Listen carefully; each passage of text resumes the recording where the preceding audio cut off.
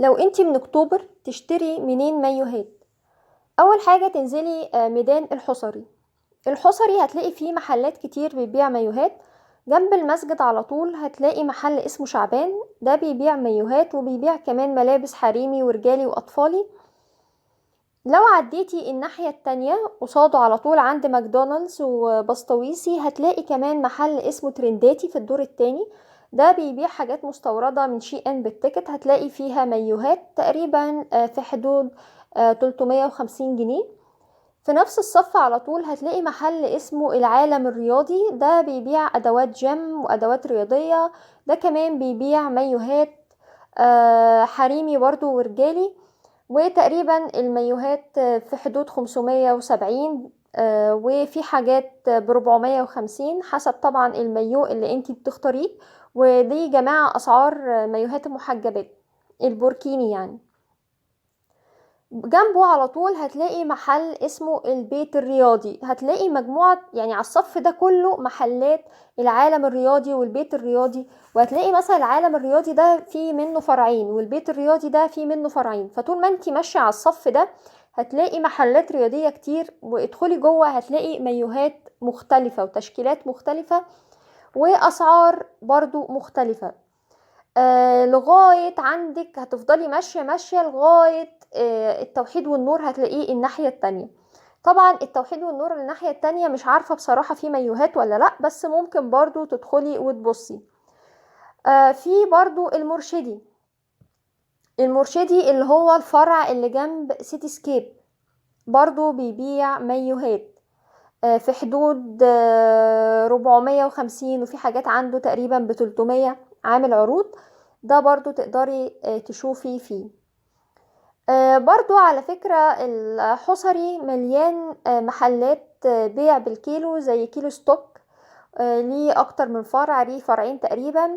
عند برضو نفس صف ماكدونالدز الدور التاني. وهتلاقي محل اسمه فاشونيستا، ده هتلاقيه عند تقريبا دايموند مول تقريبا. في محل بيبيع بالكيلو.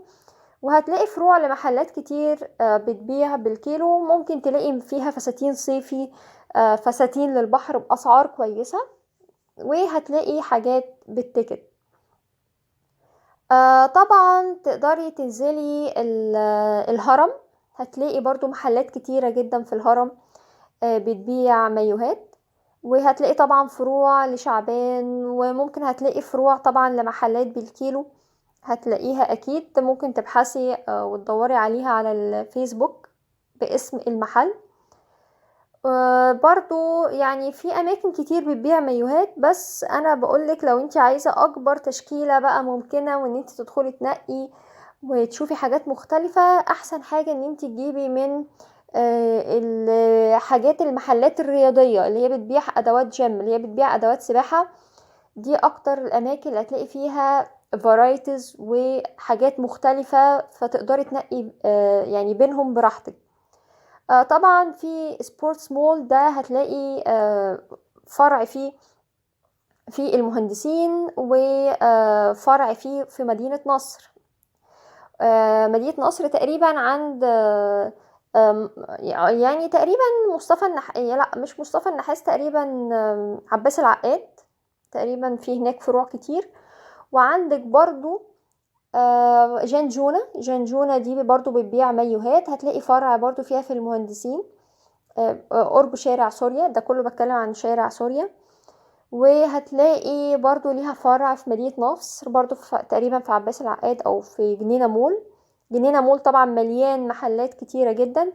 وفي دندونة، اعتقد دندونة هي اللي موجودة في المهندسين مش جنجونة، لا في جنجونة برضو تقريبا. وفي برضو محلات سبورتس مول هتلاقيه طبعا في كل مكان.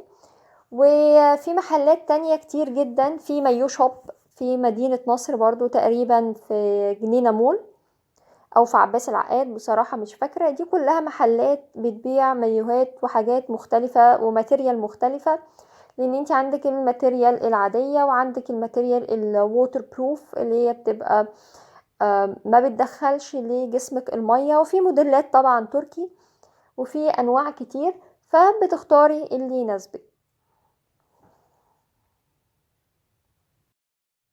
تقدري برضو تشتري من محل اسمه جملة ماركت. جملة ماركت برضو عامل مايوهات برضو محجبات وغير محجبات.